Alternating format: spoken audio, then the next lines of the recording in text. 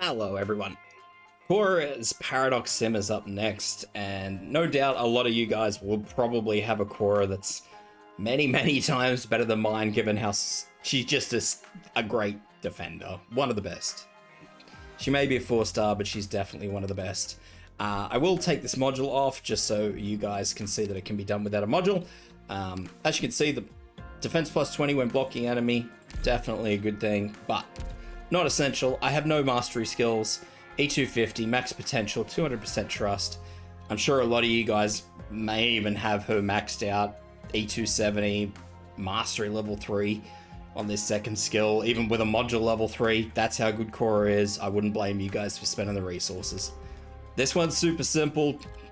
How can it not be with a tank as good as Cuora? Let's get into it. If this helps you out, please consider liking, subscribing. Any questions, concerns, throw them in the comments. I will do my best to get back to you. Alright. We start off with 2 operators on the field already. We're going to stick Cuora in all the way up the back. Give these guys plenty of time to do as much damage to any enemies that come up as possible. There's only really 2 enemies of concern. The first is this katana guy.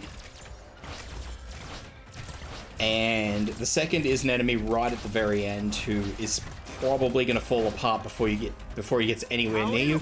But if you have a low level Cuora, he can cause concern. These guys are not a problem until they hit the half health point. So don't worry too much about Cuora's skill until he hits half health. Then you'll see his sword light up, and that's when you use Cuora's skill. Now obviously he hit Cuora once, that's why the big chunk of health went away. I know Cuora can take a hit, it's fine. You do want to leave it until this guy hits half health though, because while our casters are dealing with him, we have 4 enemies come up. And these 4 enemies tend to not start falling apart before they all load up on Cuora.